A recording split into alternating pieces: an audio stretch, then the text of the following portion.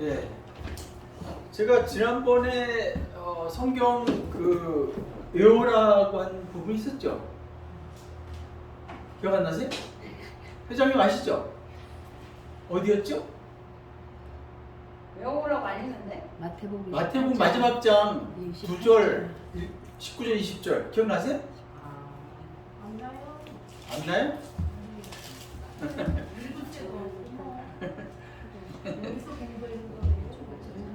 그 정도는 여러분이 좀 암송을 하셔야 되는데요. 예. 지금 마가복음 1장은 1장 1절은 굉장히 중요하니까 요거 정도는 여러분이 좀 암송을 하셔야 됩니다. 자, 그러면 다시 한번 읽어봅시다. 마가복음 1장 1절 시작. 하나님의 아들 예수 그리스도의 십자이다. 예.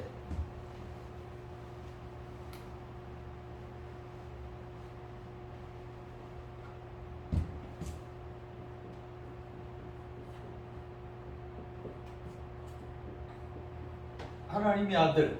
하나님의 아들이라고 하는 표현은 어디서 또 나왔죠? 마태복음에 혹시 기억나시나요?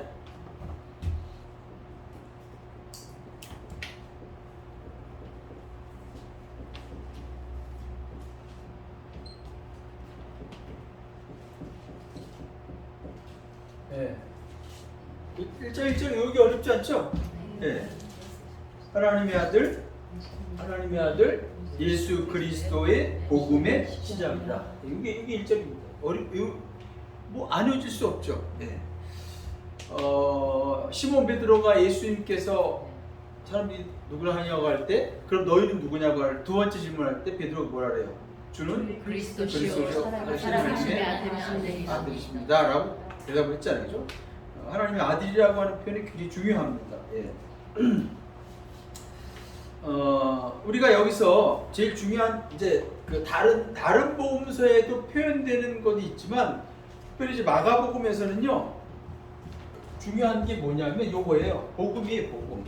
아까 말씀드렸잖아요. 복음. 헬라어로는 유앙겔리온 보이시나요? 유앙겔리온. 네, 이게 복음이라는 뜻이고요. 다른 복음서에 복음이라는 단어가 아마 안 나오는 걸로 제가 기억하는데, 그러니까 1장 1절이라고 하는 것은 그 책의 첫 번째 어떤 표제 같은 역할을 하거든요. 굉장히 중요하죠, 그죠? 그래서 이 복음이라고 하는 것은 유앙겔리온. 네. 그 다음에 이제 뭐라고 얘기하면 복음의 시작이다 이렇게 얘기해요.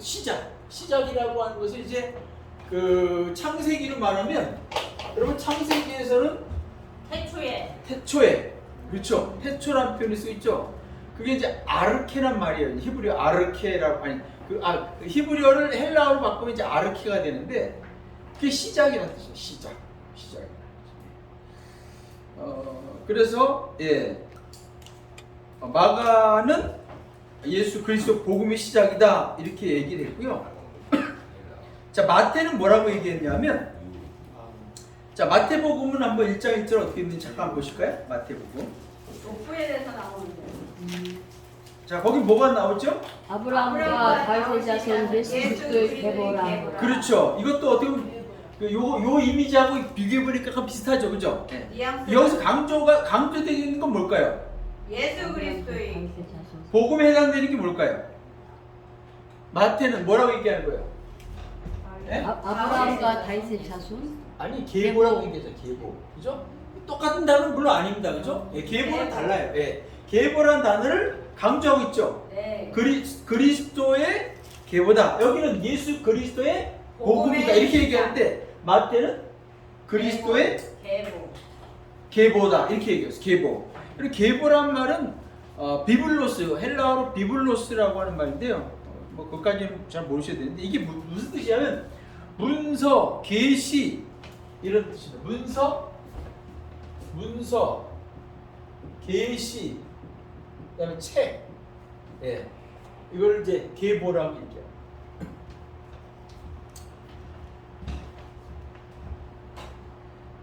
거기에 비해서 누가는 뭐라 그랬냐면 누가는 누가도 잠깐 보실까요?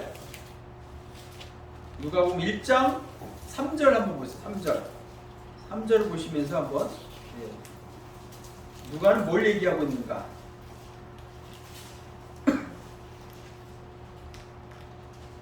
근원부터 1장 1절에서는 어떻게 보면 이제 중요한 단어는 사실이라고 볼 수 있죠. 그죠? 네. 우주에 이루어진 사실.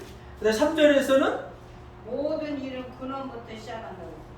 예, 그렇죠. 근원부터 이제 전에 성경에서는 내력이라고 돼 있어요. 내력부터 살폈다 이렇게 돼 있어요.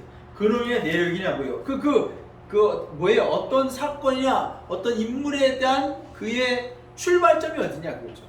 그거를 연구해서 지금 쓰고 있다 그 얘기를 하고 있는 거예요. 예. 그래서 이 근원이라고 하는 말, 내력이라고 하는 말은 디에게시스, 헬라어로 디에게시스라는 말인데 이거는요 일종의 뭐하고 비슷하냐면 누가는 여기에 마태고요. 누가는 근원 또는 내력이란 말을 했죠. 예. 이건 뭘 얘기하는 거냐면 보도, 신문 보도, 방송 보도 아시죠? 보도 기자 이런 거죠. 예. 뭔가를 취재해가지고 좀 하는 걸 보도. 다른 말로 리포트? 리포트는 리포트. 아닌데? 예. 리포트도 뭐예요? 어떤 거에 대해서 그걸 갖다가 이렇게 정리한 게 리포트 아닙니까? 예. 그러니까 누가는 이제 그걸 얘기한 거예요. 물론 이제 그게 누구죠? 누구에 대한 걸까요, 이게? 예수. 그렇죠. 예. 예수님에 대한 거죠. 예수님에 대한 거. 마지막 요한은 뭐라고 얘기했느냐? 요한은 태초 예, 이제 태초, 1장은 태초인데 그래서 어디서 찾아야 되냐면 말씀 20장 31절 한번 보세요. 20장 31절.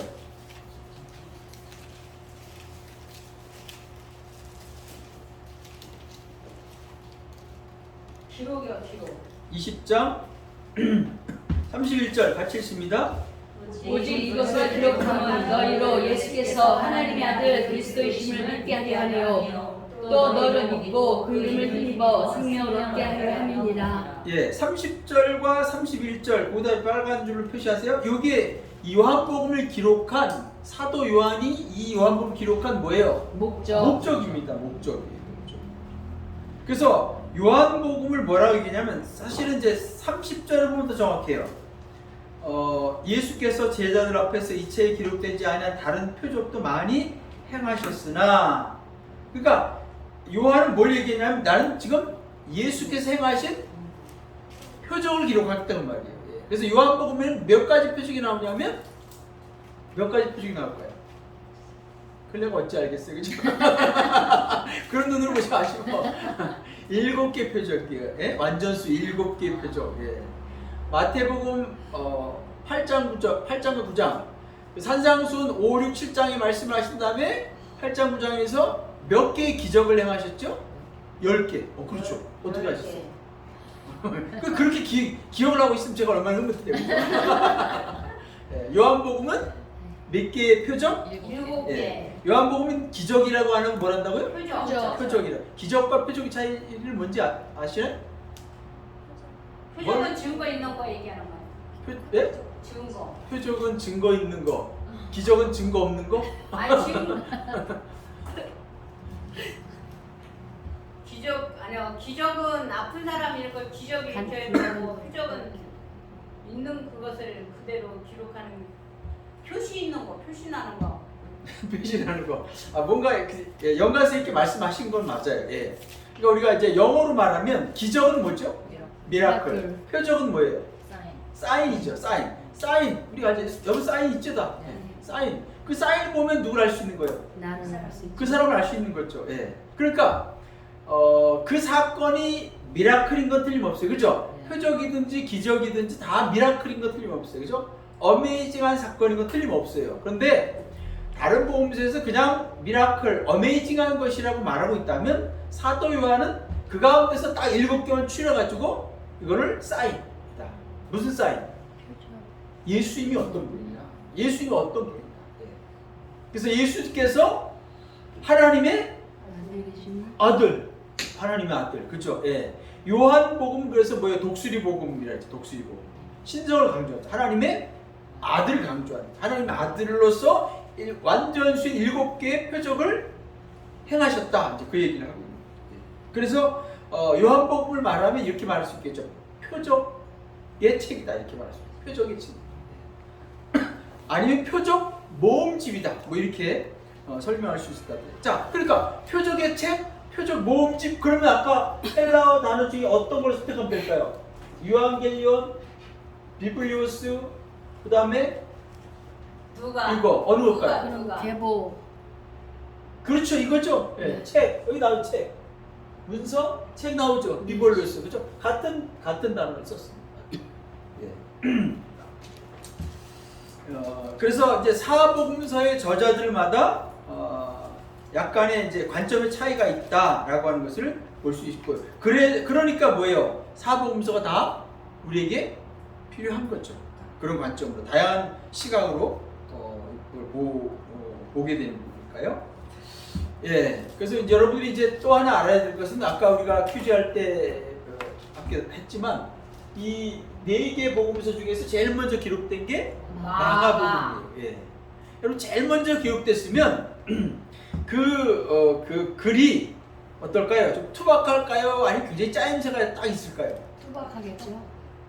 짜임새가 있어요. 쫙 기다리게 저는 당연히 튀어나오는 거예요.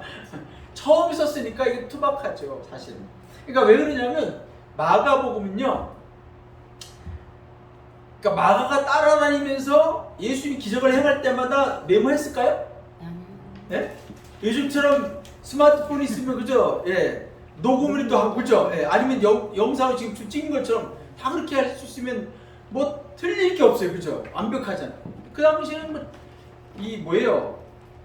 쓸 수 있는 게 없잖아요. 예. 엄청 비쌌잖아요. 제자들이 무슨 가난뱅이들인데 그런 게 있겠어요, 그죠? 그리고 자기들이 그것을 체험했고 경험했기 때문에 누가 물어보면 얘기해 주면 되거든요. 책이 필요가 없는 거예요. 복음서가 필요가 없는 거예요. 그러다가 제자들이 하나둘씩 이제 뭐예요? 순교당하고 죽게 되고 그러면서 그 후세들에게 또는 다음 믿음의 사람들에게 이 이야기, 예수님의 이야기를 들려주고 싶은 거죠. 예. 그래서 이제 마가가 제일 먼저 이걸 쓴 거예요. 근데 뭘 썼느냐? 뭔가 자료가 잘 정리된 걸 가지고 썼다기보다는 그 정보원이 누굽니까? 취재원이 누구예요? 베드로잖아요. 베드로. 예. 베드로에게 듣고서 쓰는 거예요. 자기가 직접 눈으로 본 게 아니거든요. 예. 그리고 아니면 다른 제자들로부터 이야기를 듣고 마가가 쓴 거죠. 마가는 자기가 직접 눈으로 본 게 거의 없어요. 그렇죠? 예. 왜냐하면 12개 제자 가운데 들어가지 않으니까. 그래서 이제 이 마가복음이 기록된 시기가 대략 AD 주 60년경으로 본다면 실제 그 일이 있었던 일은 몇 년 전이에요? 40년 전?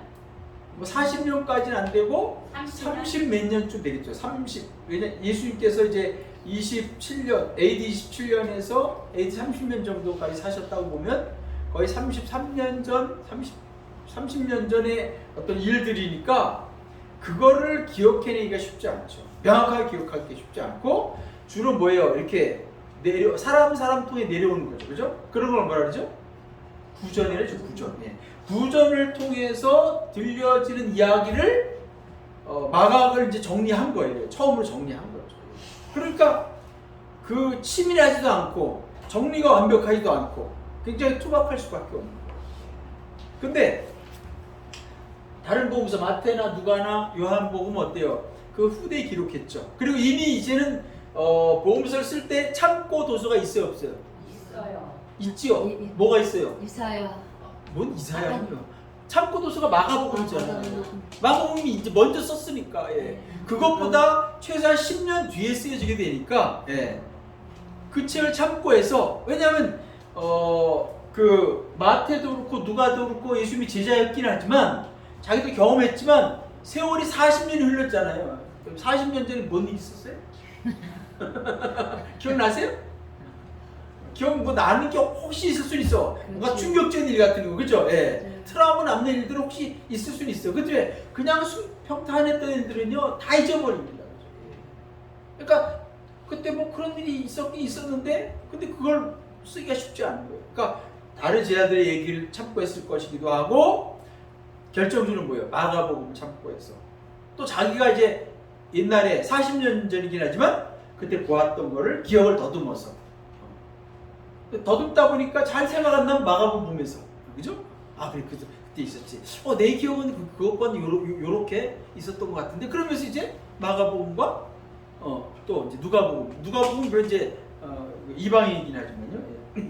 그렇게 해서 쓰여지다 보니까 마가복음에 비해서 마태복음은 훨씬 더 조직적으로 쓰였다고 보시면 되죠. 예. 여러분 우리가 편지 쓰거나 뭐 논문 쓸 때 처음에 쓰는 거는 좀 약간 어설프잖아요, 그죠? 다시 한번 수정하면서. 예. 근데 우리가 이제 연애 편지 쓸 때는 어때요? 편지 쓰거나 수정 잘 안 하죠. 예. 수정하면 어때요? 수정 못 해요. 그냥 버려야 돼, 그죠? 왜냐면 전날 밤에 쓴 거 그 다음날 읽어보면 유치해. 찌찌뽕이? 다른 분이 연애 안 하셨어요? 이렇게 공감 그렇잖아요. 그 전날 밤에 막 감동받아가지고 막 이래가지고 이제 굉장히 자기 나름대로 이렇게 멋지게 썼다고 생각했는데 그 다음날 태양이 밝은 날에서 보면 미치하죠, 그죠? 못 보내, 그죠? 그래서 우리가 이제 이 마가복음은 이제 그렇지만 어쨌든 생생한 그 기록을 기록하고 있다. 이제 그렇게 볼 수 있습니다. 자, 그래서 예,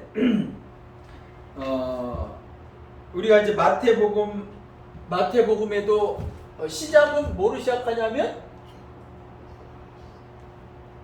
뭐죠? 족보, 그죠? 마태복음 족보 나오죠? 네. 누가도 족보 나와요, 그죠? 네, 족보 나와. 요한은 말씀으로 시작되죠.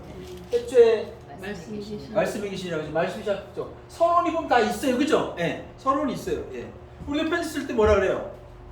부모님 전상서 쓰고서 인사말 써, 인사. 오늘은 날씨가 화창하더니 또 뭐 아니 어제는 날씨가 화창해 오늘은 또 우중충하니 비가 옵니다. 그 얘기 쓰고 싶은 거예요? 아니죠. 드릴 말씀은 이제 본론이 나오는 거잖아요, 그죠? 본론이. 돈이 없어서. 돈이 없다는 거잖아요. 자식이 부모한테 쓰는 편지는 그거지, 그죠? 네. 우리가 이제 서신서들, 바울도 맞죠. 바울 서신을 보면 그런 게 잘 나타냈어요, 그죠? 바울 서신을 보면 바울이 처음엔 단지 뭘 씁니까? 자기에 대해 쓰죠. 네. 그 다음에 받는 사람에 대해 쓰죠. 그 다음에 그 사람들 일단 뭘 먼저 할까요? 칭찬하죠. 너 참 잘했다. 또 감사도 하잖아요. 칭찬도 하고 감사도 하고. 예. 그러다가 이제 본론을 쓰는 거예요. 본론. 예. 딱 그만 이제 하고 싶은 얘기 그다음부터 쓰는 거예요. 예. 근데 거기에 비해서 마가복음은 뭐예요? 서론이 없는 거예요. 서론이 없는 거예요. 예. 서론이 없는 거예요. 그래서 이제 이게 제일 먼저 쓰였다는 걸 이제 우리가 알 수 있죠. 그래서 바로 이제 마가는 뭐라고 얘기하는 거예요? 복음 얘기를 하고 싶은 거예요, 그죠? 하나님은 예. 예수 누가 복음이라는 거예요? 복음이 시작이라. 예수 그리스도가 복음이라고. 자, 여기 보면 다시 봅시다. 이제 예수 그리스도가 복음이고 그것이 어떻게 했다는 거야? 시작됐다고요. 시작. 출발이에요. 여러분 우리 전도할 때 여러분 뭐라고 전도하죠? 예? 예수 믿고 구원 받으라. 우리 서영희 교수님 그러니까 저 같은 것도 저 예수 믿고 구원 받으세요. 구원 받으라. 네. 10원은 안 돼요? 드릴게요. 교수 일단 드릴게요. 다른 분은 김정인 교수님 어떻게 전도하죠? 우리? 자매님은 하나님 사랑하십니다. 아니 하나님 사랑하십니다. 예. 예. 다 나오는 우리 회장님. 요번에 예. 저희 손녀가 예. 교회를 빠지려고 그러더라고요. 예, 예. 그래서 우리 이적 권사님이 하느님을 예수님을 안 믿으면 천국을 못 간다. 꼭 믿어야 된다. 그래서 예. 자꾸 빠지면 안 된다. 예. 그런 식으로 얘기를 했거든요. 예. 그렇지만 너 천국에 갈 거냐 아니면 지옥에 갈 거냐 그 이야기를 했어요. 그래서 말에 막 울고 난리 났더래요. 그렇죠. 그러면서 나 천국에 갈 건데 지옥에 가면 안 된다고. 지 아빠 앞에서 그렇게 울더래요. 그래서 그게 바로 그 천국에 가려면은 주 예수님을 믿어라. 예, 맞아요. 우리가 그렇게 예수 선다, 불신조 그런 사람들도 그런 뉘앙스. 사실 약간 그걸 부정적인 시각을 보면 약간 일종의 협박 같은 거죠, 그죠? 그게 복음인가라고 하는 질문 제가 드리는 거예요. 우리 그렇게 외치는 게 맞는가? 예수 믿고 천국 가세요. 그러면 예수 믿고 천국 가세요. 그 말은 뭐예요? 천국 언제 가라는 거예요? 지금부터라도 예? 죽어서. 지금의 삶이 천국이었으면 좋겠다는. 그게 문제라는 거죠. 우리의 전도의 메시지가 예수님이 그렇게 말씀하셨나요? 성경이 뭐라고 얘기했죠? 예수님이 이 땅에 오셨을 때 첫 번째 외쳤던 메시지가 뭡니까? 회개하라, 천국이 내 것이다. 왜 속삭이세요? 그렇죠? 회개하라, 천국이 가까이 왔느니라. 예수님도 외치셨고 예수님보다 6개월 먼저 세리요한도 외쳤죠. 예, 저는요. 그게 메시지였어요. 그렇죠? 예. 저도 한번 얘기할게요. 예. 이제 제가 옛날에 신앙생활을 해다 같이 이제 전도를 한 사람인데 네. 그리고 이제 떨어져갖고 오래 됐어요. 그랬는데 어떻게 내 전화번호를 저기 해갖고 전화가 왔더라고요. 근데 어떻게 몇 번을 왔는데 나는 전화를 해서 오늘 교회 가자, 교회 같이 가, 언니네 집에 놀러서 같이 갈 수 없어 이랬더니 안 간대. 자기는 신을 내리는 거를 뭐 이렇게 또 뵀더라고요. 그래갖고 그분한테 그랬지. 그거 다 자신이 본인이 하나님의 딸인데, 그러면 안 된다. 말씀을 배워야지. 신 내리면은 거기서 또 받는데요. 그래서 하나님의 말씀을 받아라. 회개, 그거 다 회개해야 된다. 예. 그렇게 했어요. 그리고 그때. 내가 너무 또 그 사람한테 회개하라 해서 건방진 소리는 또 시험 내고 뭐 이렇게 그러는데 다 말이야 변호사이지만 다 우상 섬기는 것도 회개해야지. 그래야지 하나님 앞에 돌아와서 회개해야지 구원을 받을 수 있다. 예, 아니 그러니까 메시지를 선포할 때는 복음을 전파할 때는 사실은 이게 선포거든요. 설득이 아니에요, 그죠? 일단 선포는 지금 말씀하신 것처럼 회개하라. 회개하라.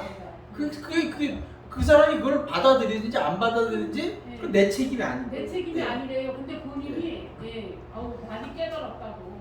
교회를 나간다고. 거기서 교회를 나간다고. 예, 어쨌든 그거와 연관해서 제가 이제 드리는 말씀은 성경에는 분명히 천국이 가까이 왔다라고 말씀하고 있다는 거죠. 근데 우리는 자꾸 예수 믿고 천국 가라고. 언제? 죽어서 가라는 거죠. 그럼 빨리 지금 당장 죽어서 가야 돼? 그게 아니라는 거예요. 성경에서 말하고 있는 천국이라고 하는 것은 죽어서 가는 것도 천국이지만 오늘 현실의 삶 속에서 우리는 뭐예요? 천국을 누려야 된다는 거죠. 자, 보세요. 세리요한이 뭐라 그랬다고요? 회개하라. 천국이 가까이 왔다는 거예요. 천국이 바로 우리 문 앞에 딱 와 있다는 거예요. 그럼 거기에 어떻게 해요? 우리가 쑥 들어가면 된다는 거예요. 그렇죠? 예. 죽어서 들어가는 게 아니고 지금 내가 회개하면 회개라고 하는 게 뭐예요? 쉬고 지금까지 살았던 인생을 완전히 턴 어라운드해서 180도 바꿔서 살아가면 그게 회개 아닙니까? 예. 그러니까 하나님 나라가 가까이 왔다는 거예요. 천국 가까이 왔다는 거예요. 예. 우리 자꾸 죽어서 천국 가고 뭐 이 땅에서는 전도할 때도 그 조윤기 목사님 아시죠? 네. 저 지난 언제 제가 강의 언제 했죠? 지난주 요 시간에 지지난주였네, 그죠? 네. 그날이 조윤기 목사님 돌아가신 날입니다. 그분이 처음 불광동에 개척했을 때 그때는 뭐 그렇잖아요. 뭐 천막 치고 저 가만히 깔고 그러던 시대니까 1958년이니까 제가 볼 땐 이 자리에 태어나신 분이 계실지 안 계실지 모르겠어요. 홍기주 선생님 태어나셨나요? No. 안 태어났어요? 죄송합니다. 예. 근데 이제 전도하려고 나왔는데 여러분처럼 그렇게 전도해서 나간 거죠. 근데 누가 이제 어떤 여자분이 따라왔어요. 따라왔던 이제 거적대기를 쑥 들치고서 안 예배 나가는 쑥 보더니 막 그러더라고요. 지난 나가 팔자가 똑같고. 그 사람이 보니까 조영구 목사님이 한심하더라는 거죠. 예. 자기가 사는 거나 뭐 목사라는 사람이 사는 거나 가능하게 똑같다는 거죠. 예수 믿고 천국 가라고 하는데 이게 천국이냐는 거죠.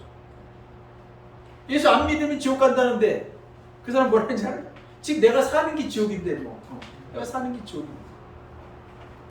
그 남편이 술 먹고 아니죠. 술 처먹고 그러죠. 술 먹고 그냥 보면 거기에 그분 조인 모세 간증 보면 나와요. 거기에 이제 큰 그 분뇨 처리하는 분뇨 처리가 아니라 이렇게 담아두는 데죠. 예. 옛날에는 저희 집 근처에도 보면 이렇게 분뇨 이렇게 모아두는 데가 있었어요. 예. 가끔 빠져가지고 막 그런 적이 있었는데 그분이 술 먹고서 이렇게 휙 돌면요 그 안으로 들어간대요. 거기 안에 목욕한대요. 그게 얼마나 부인이 환장하겠어요. 그럼 그 밧줄이라고 새끼줄 같은 걸로 해가지고다가 끌어내가지고 씻기고 이제 그게 지옥이겠죠. 내가 사는 게 지옥인데. 그 여자분 입장에서 천국이 뭐냐? 쌀밥 먹는 게 천국이고 따뜻한 담요 하나 덮는 게 천국이라는 거죠. 그때 조인 목사님이 많이 깨닫고 그럼에도 이제 그러니까 지금도 우리가 전도할 때 사람들 의식 속에 죽어서만 가는 천국을 얘기하면요 그 메리트가 없다는 거예요. 그렇잖아요. 예.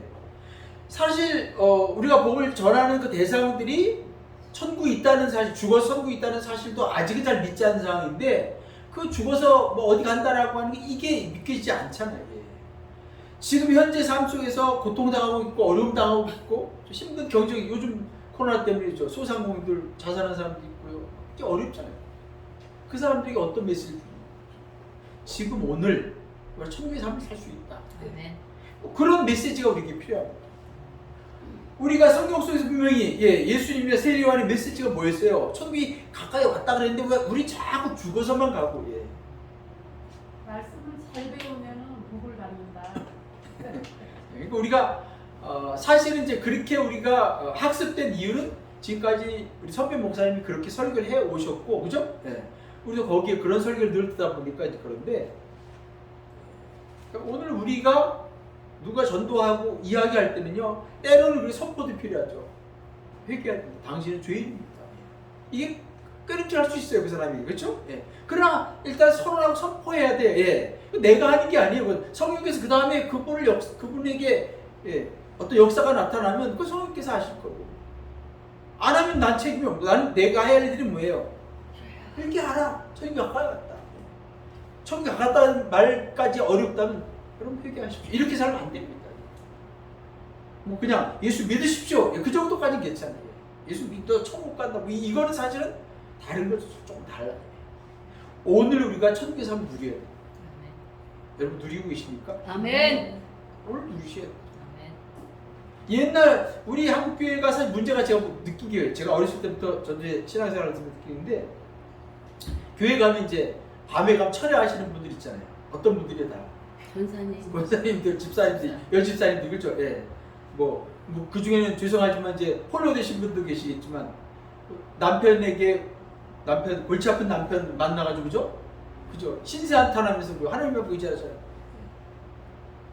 천부에 의지 없어 아니면 뭐 재림에 대한 찬송을 부르면서 그죠? 뭐 구름만 봐도 뭐 주님 언제 오시냐고. 요즘 교인들이 그거 안 부르잖아요. 활자가 달라져가지고. 근데 우리가 사실 그렇지요. 현재 삶 속에서 우리가 예수 믿으며 살아가는 삶이 행복하고 그 천국으로 느껴져야 이게 의미가 있는 거죠. 네. 주님이 그래서 이 땅에 오신 거잖아요. 네. 죽어서 우리가 천국 나중에 가는 거는 그 다음 문제고. 그래야지 우리가 사람들이 오늘 전도한 우리 대상자들에게 뭔가 보여줄 수 있지 않습니까? 그러니까 우리가 아직도 우리는 어떤 행복의 조건과 뭔가 복받은 것을 자꾸 우리도 뭐라고 생각하기 쉽냐면 물질을 많이 가진 거, 그죠? 많은 부유함을 누리고 사는 거, 이거를 하나님의 복이라고 생각하는 사람들이 많기 때문에 이게 뭐야? 가난한 사람은 오히려 위축되는 거예요. 전도도 못하고. 왜? 자기 가난하니까. 또 부자인 사람은 뭐예요? 사기쳐가지고 돈 좀 벌었다고, 그죠? 땅 투기해가지고 돈 벌었다고 해. 그걸 간증하는 거예요. 간증. 나와서 간증. 그게 간증입니까, 여러분? 여러분 간증하는 사람 잘 들어보세요. 진짜 복음적으로 살아서 복받은 그 얘기인지 투기를 약간 포장해가지고 돈 많이 벌었다라고 하는 거죠. 왜 제가 이런 얘기를 하냐면 저도 이 원주의 주변에 있는 큰 교회 다니는 장로님들, 뭐 권사님들, 뭐 이런 사람들, 저도 원주에 오랫동안 살았으니까요. 토박이니까요. 뭐 다 듣거든, 다. 근데 욕을 엄청 먹어요. 장로님들, 권사님들. 예. 왜 욕 못 걸까요? 건물 가졌다고 건물 빌려주면서 예. 그렇게 까탈스럽게 사업하면서 남의 떼먹고 죠. 자기는 돈 받는 거 악착같이 받고. 그러면서 그게 뭐가 전부가 되겠어요. 그런 걸 보면서 어떻게 천국이 있다라고 우리가 아무리 주장해도 예. 넌 크리스찬들이 그걸 어떻게 받거든. 그러니까 우리는 어떻게 돼요? 자꾸 세상적인 물질, 부유함, 뭐 풍요로움 이런 걸 자꾸 누리려고 하는 순간 우리는 영혼을 구원하는 것과는 사실 거리가 멀을 수밖에 없어요. 여러분 요즘 우리 젊은이들의 그 한탄이 뭡니까? 분노가 뭐예요? 예? 아버지 찬스, 엄마 찬스 써가지고 잘된 놈들 보면서 재벌 2세들 뭐 하여튼 계속 정치권 나오는 뉴스 다 그런 거 아니에요? 뭐 요즘은 억은 퇴직금을 50억을 받았대요. 억은 돈도 아니에요, 그죠? 그러니까 50억. 예. 뭔 퇴직금? 박상도 의원이 코가 석자야. 그래서 있는 거 틀려고 그러니까 상관이에요, 상관. 우리가 예수 믿는 사람들의 삶이 우리가 분명히 천국을 전해야 되고 복을 전해야 되는데 우리가 어떻게 전해야 될 것인가 우리가 고민해야 돼요. 지금까지 그 상투적인 방법 그런 거 가지고는 감동을 못 줘요.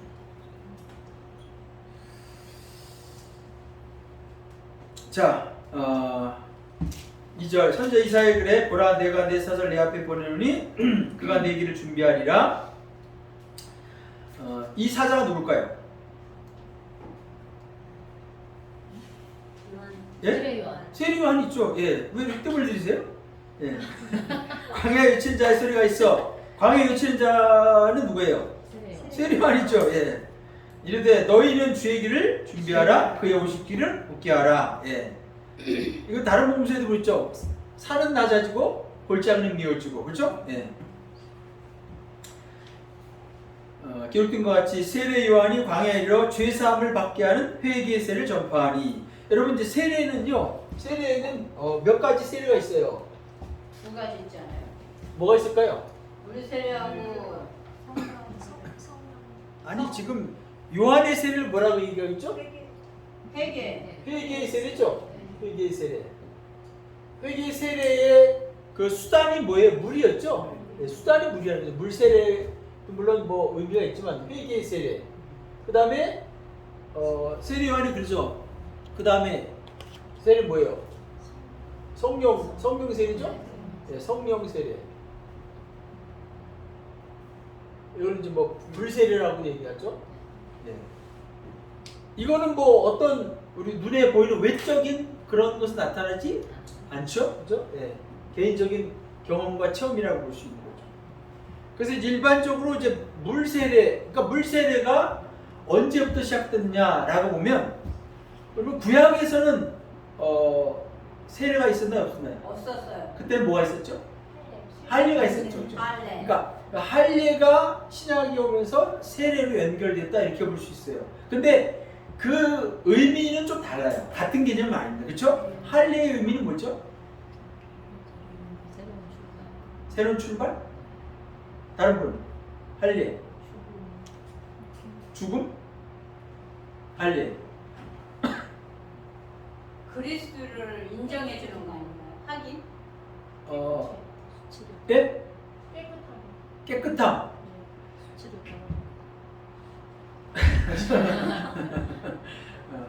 할례의 개념은 사실은 누가 받았어요? 아니 남자들만 받았는데 이방인들이 받았어요? 아니죠. 누가 받았어요? 유대인들만. 유대인은 무슨 의식이 있어요? 선민 의식이 있죠. 그러니까 하나님의 언약 백성이라고 하는 일종의 뭐예요? 표시죠. 예. 영원히 지워지지 않는 표시잖아요. 그렇죠? 영원히 지워지지 않는 표시라는 거죠. 예. 그래서 할례는 그런 개념이에요. 예. 하나님의 언약 백성이다. 예. 그래서 이제 유아들은 이제 8일 만에 받기도 하고 뭐 모세 같은 경우는 굉장히 물론 이제 어른이 돼서 받기도 하고 그런데 그러면 할례는 그런 개념이라고 하면 세례는 그것의 연장선상은 좀 아니에요 사실은. 그죠? 좀 다르지. 의미가 다르죠. 자, 그러니까 세례 개념 첫 번째는 뭐예요? 회개예요. 회개. 회개라고 하는 건 뭐예요? 죄를 씻는다. 뭘로? 물로 씻는다. 물로 죄를 씻고 죄를 씻는다. 그래서 물로 하는 거예요. 물로. 예. 불도 어떻게 해요? 깨끗하게 하는 거죠. 정화 역할을 하죠. 불을 태워서 그죠? 정화 역할. 이사야인가요? 그 숯불로 이 입술을 그죠? 예. 그것도 이제 어떻게 보면 이제 뭐 성령 세례다라고도 뭐 볼 수 있죠. 그러니까 회개 세례. 그러니까 세례의 의미는 첫 번째는 회개예요. 회개. 예. 죄를 씻는다라고 하는 거.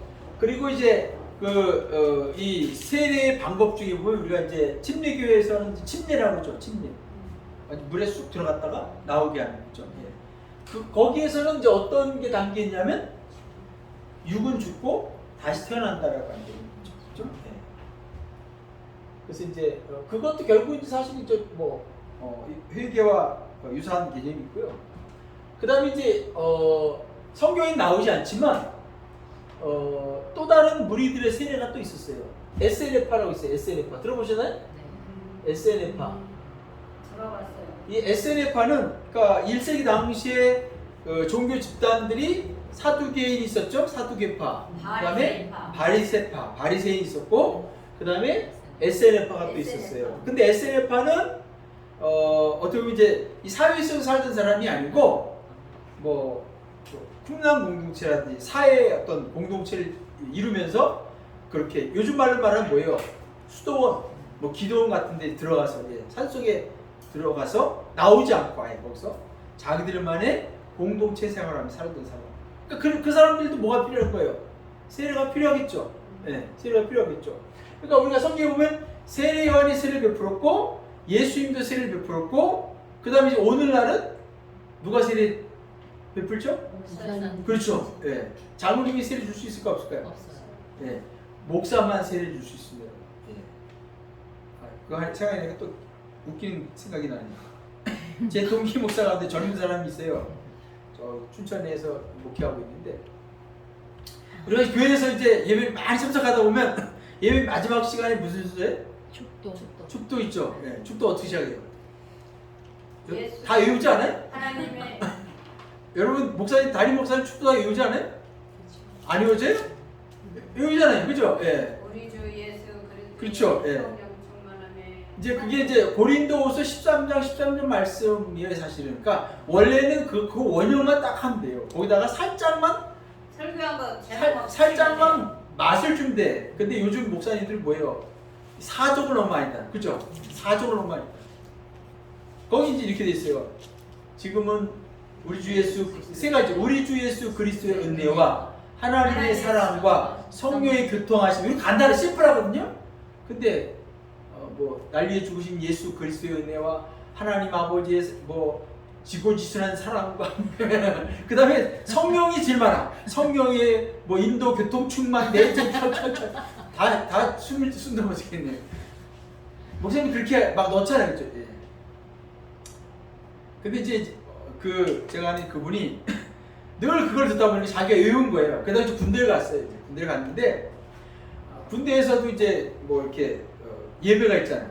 예배가 있는데 그때 목사님이 없더라는 거예요. 그래서 지가 나가서 축도했대.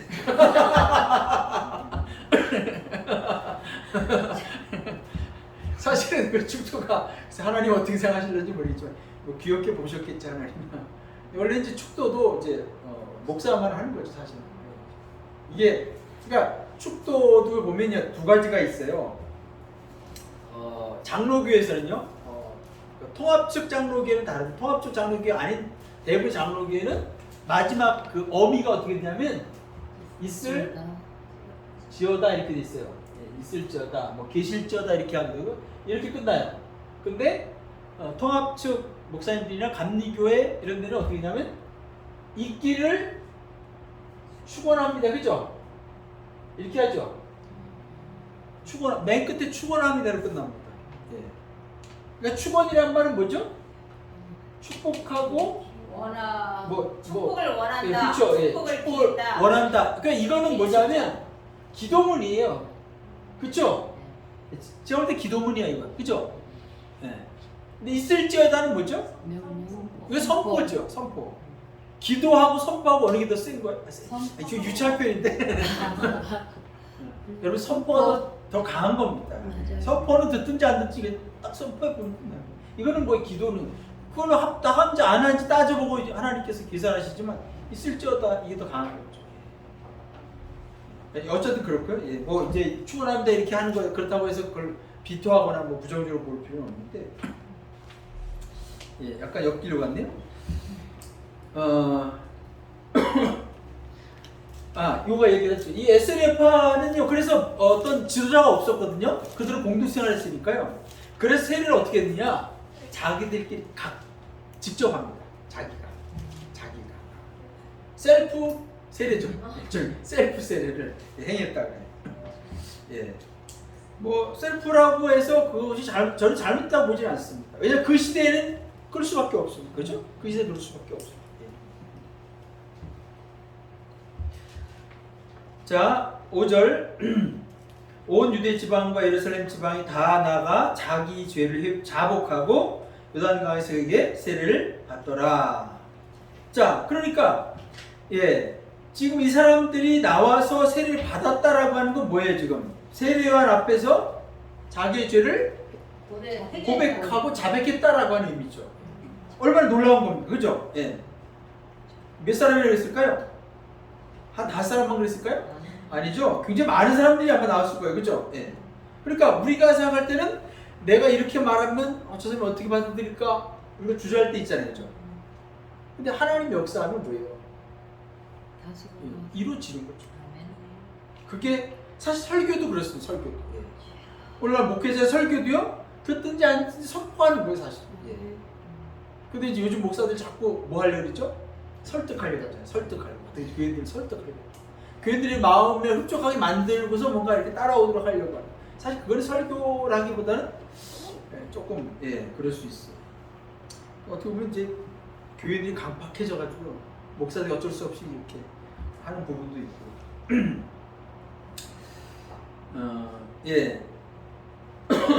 6절. 자, 요한은 낙타 털옷을 입고 허리에 가죽띠를 띠고 메뚜기와 석청을 먹더라. 이걸 보면 어떤 사람이 그래요.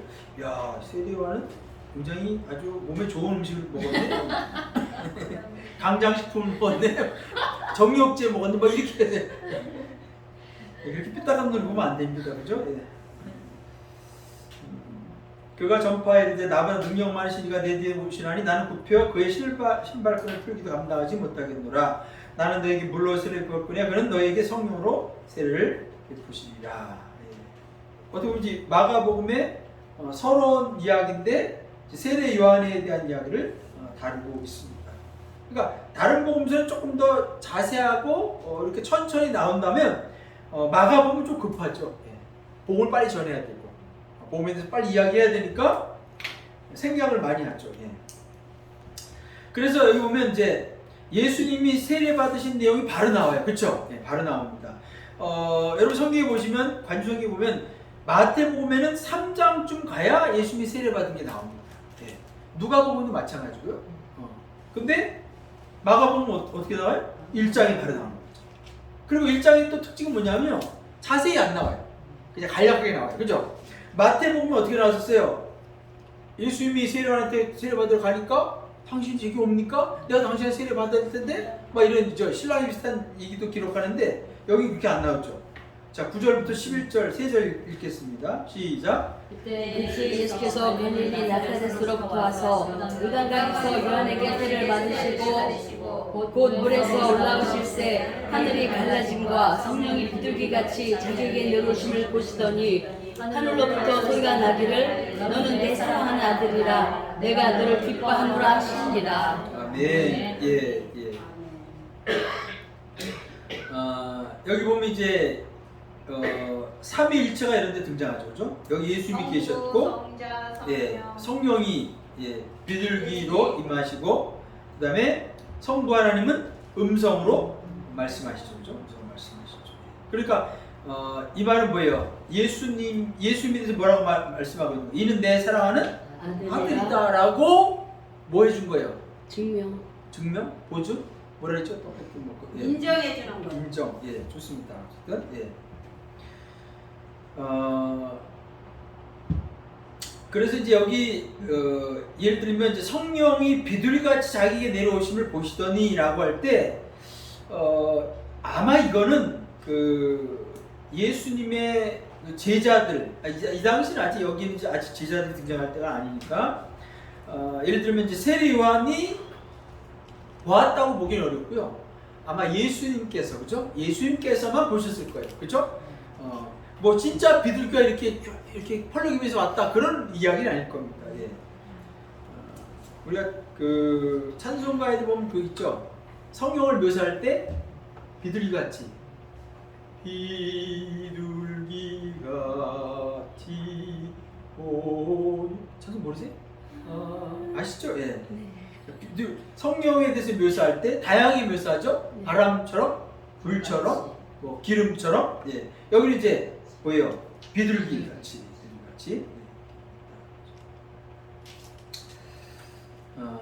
비둘기는 평화와 순결의 상징이죠, 그죠? 예. 그러니까 예수님의 이미지, 예수님의 정체성, 그분이 뭘로 이 땅에 오셨다는 거예요?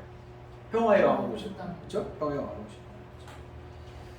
자, 12절 13절도 읽읍시다. 시작. 성령이 곧 예수를 광야로 몰아내신지라 광야에서 40일을 계시면서 사탄에게 시험을 받으시며 들짐승과 함께 계시니 천사들이 수정 들더라. 예, 시험 받는 거로 마태복음과 누가복음이 여기 4장에 나옵니다. 예, 거기에는 세 가지 시험 받는 게 좀 자세히 나오죠. 네. 첫 번째가 뭐였죠?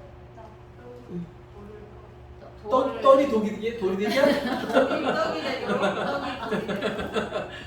돌이 떡이 되게 하라 그랬죠. 예. 두 번째는요? 몇 아니 뭐요? 산으로 높은 산으로 온천하 만국을 보여주면서 영광을 다 보여주고 보여주면서 네. 내게 내게 절하라. 절하면 이 모든 것을 다 줄 거야. 너에게 준다. 그 마태복음에 나오는 거예요? 누가복음에 나오는 거예요? 사탄아 예, 물러가라. 마태복음과 누가복음의 순서가 두 번째, 세 번째로 바뀌어 있어요. 모르셨어요? 처음 듣는 얘기? 금시초문이? 참네. 마태복음과 누가복음의 순서가 바뀌어 있어요. 마태복음에는 두 번째가 성전에 올라가서 뛰어내리라. 그게 두 번째고요. 세 번째가 이런 말씀하시면서 산에 올라가서 천하만국을 보여주고 내게 절만하면 다 주겠다. 그게 세 번째인데 누가복음의 그 순서가 바뀌어 있어요. 어쨌든 예. 뭐 순서가 바뀌었다는 게 중요한 게 아니라 근데 마가복음은 어떻게 돼 있어요 지금? 다이렉트로 그냥 그냥 심플하게 그냥 딱 끝내버렸어, 그죠? 네. 한 줄로 끝내버렸어. 예. 세례 받는 것도 예 보면 예, 세 줄로 끝났는데 예, 시험 받는 건 뭐예요? 한 절로 끝났어, 그죠? 네. 예.